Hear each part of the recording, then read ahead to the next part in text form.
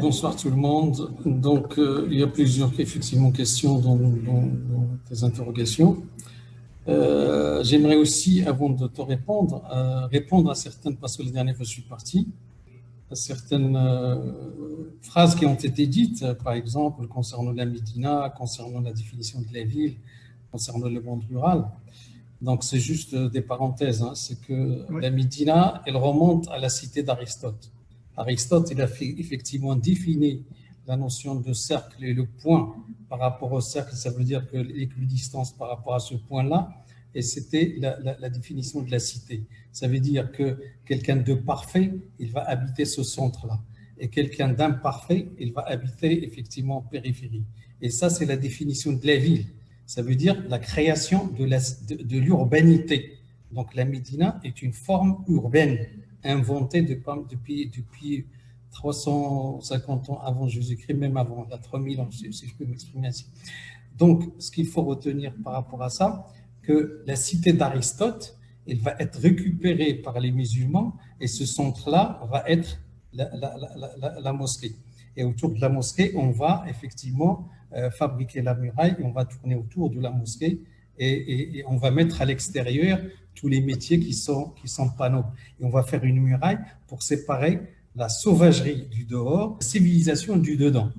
Donc, la Médina, elle avait un pouvoir, effectivement, de séparation, le sauvage et je veux dire, et de civiliser. Donc ça, c'était quelque chose de très important. Tu prends le cas de Fès, on va mettre effectivement la mosquée de Qarawin au milieu, après Dahibia, après donc, les métiers nobles, après les gens qui vont diriger, et à l'extérieur, c'est, qu'est-ce qu'on va trouver? On va trouver Sbarin, c'est-à-dire les métèques, ça veut dire les métiers qui ne sont pas nobles, d'après Aristote. Le même schéma, on va le trouver dans la chrétienté. C'est-à-dire, par rapport à ce centre-là, tu vas trouver l'église, et l'église, c'est quoi? C'est toute la partie basse, c'est les apports des Christ. Après, tu as les Christ, tu as encore l'emboîtement et tu as la flèche. C'est-à-dire, on va envoyer le message vers le-delà.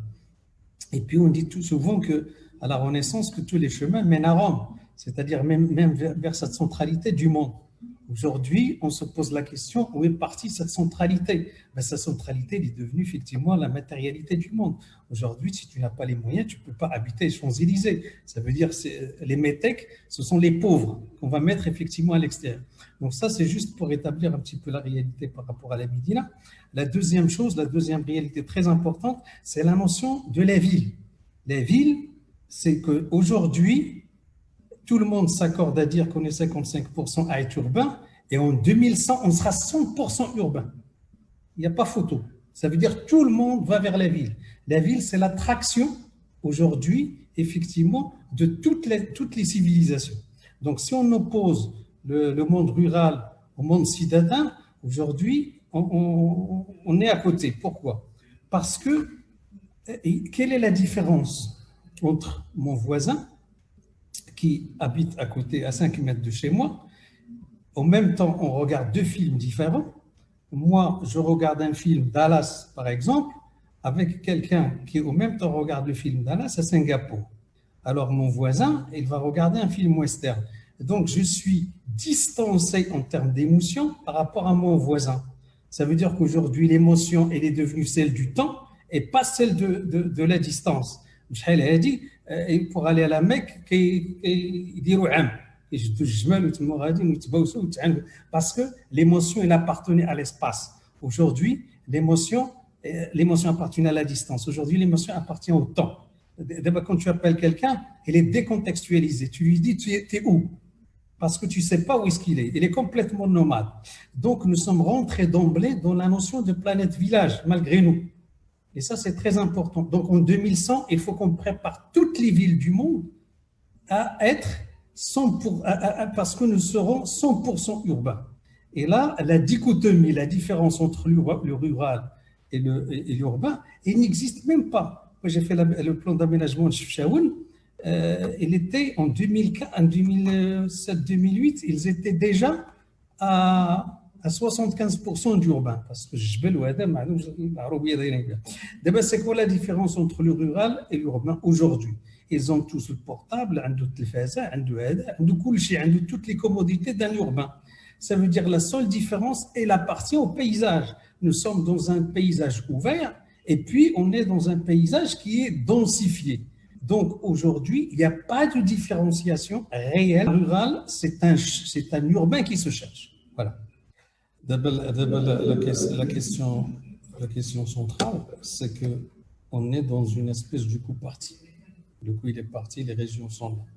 Comment rattraper effectivement la notion de les régions dans le sens de la loi 111-14, quand tu la lis, ils n'attaquent pas l'urbain.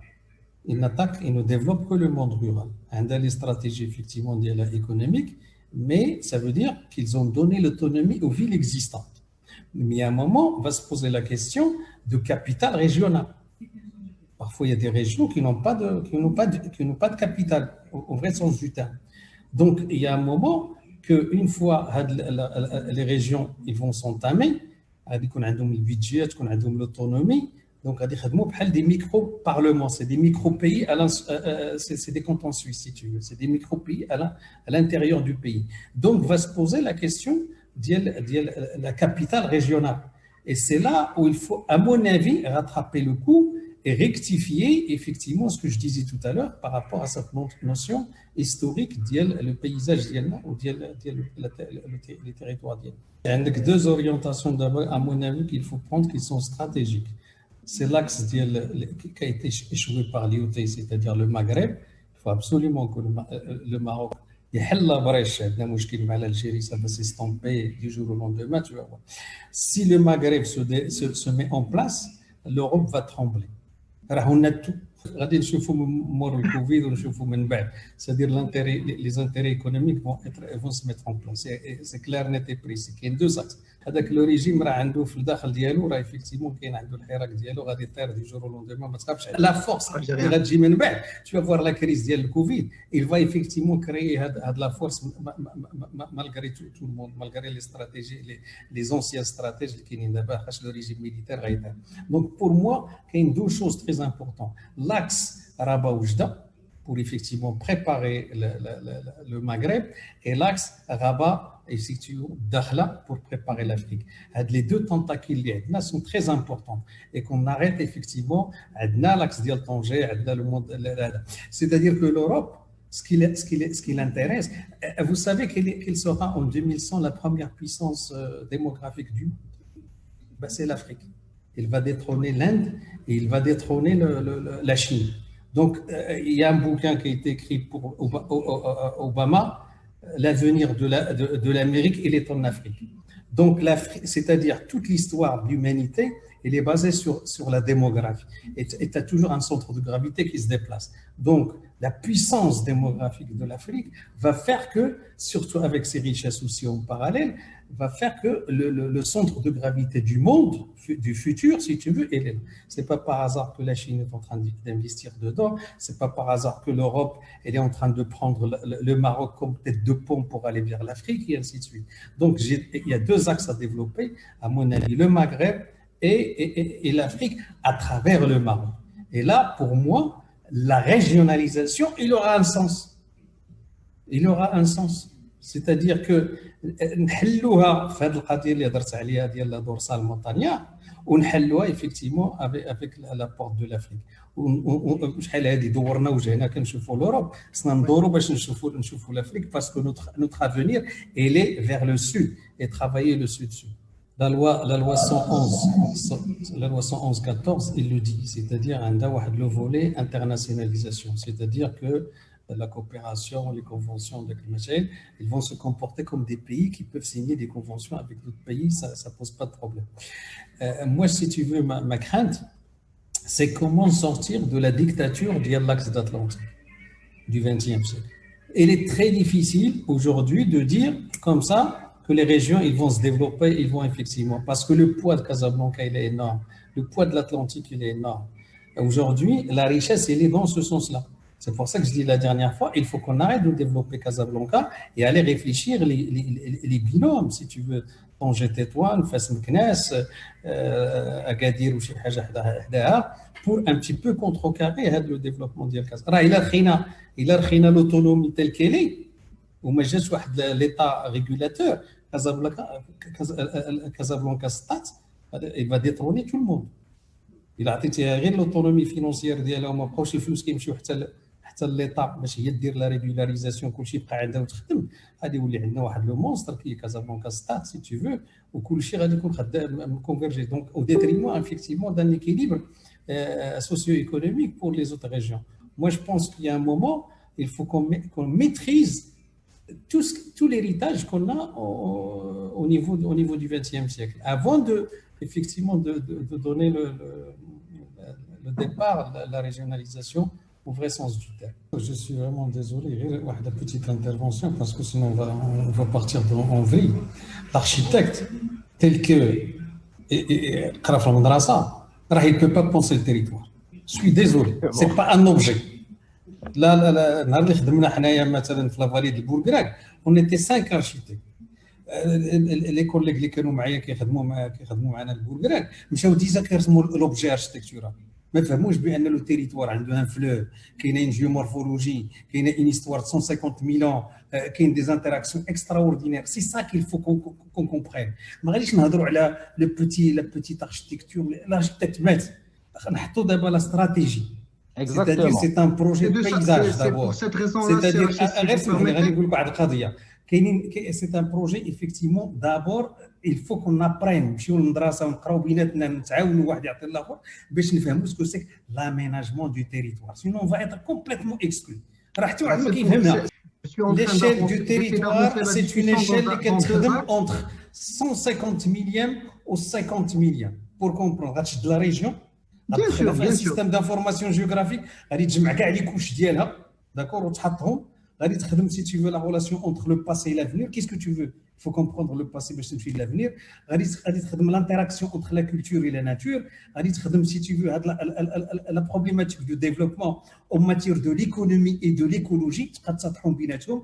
غادي تدير la mise en concomitance si tu veux داكشي اللي عطاتك لا بارتي فيزيك ديال التيريتوار وداكشي اللي عطاتك لا ناتور بارابور على ليتابليسمون هيومان. عاد غادي توجه في دي زوريونتاسيون وتفهم لي زونتيتي بيزاجير كاملين. عاد غادي تفهم لا كولتور كما قال لك سي منان, لا كولتور لوكال ديال شاك اوكيبون ديال ديك المسائل, وكتفهمها وكتحط دي استراتيجي دو ديفلوبمون و دي زوريونتاسيون, وكدير ان سيستيم دانفورماسيون جيوغرافيك انورم. راه كاين دابا دي لوجيسيال سي تو, راه خرج دابا البيم ديال التيريتوار. كنهضروا على الاركيتكتور, على الدويره, على هذا عندنا نحطوا باش انا كيضرني خاطر باش نمشيو طونك اركيتكت ويقبلونا في هاد الناس هادو ويسمعوا لينا, نعطيهم لا مانيير داميناجي ان تيريتوار, la manière effectivement de s'orienter dans un territoire. شكون هو فينا اللي كيفهم ان سي, شكون هو فينا اللي عمرو خدم ان سيستيم دانفورماسيون جيوغرافيك, شكون هو اللي عمرو دار شد التيريتوار وطلعوا ان 3 ديمونسيون دون تو لي سونس. عند الاركيتكت ماشي لاجونس اوربان, عندك انت في الحانوت ديالك غادي تمشي تخدم اوريتميكس, غتخدم كاع داكشي اللي دارت اسري, غتخدم ديال كاع لا جيوماتيكس كلها كتفهمها. شكون هو فينا اللي كيشد هاد المسائل ويشدهم؟ علاش مثلا حيت كيلونسيو ان ابيل دوفر سور لاميناجمون تيريتوار, تيعيط لك كيقول لك وسير لصق مع الجيومتر, وبقى لصق الجيومتر في خزيبتك, لحقاش هو اللي كيفهم في السيستم دانفورماسيون جيوغرافيك.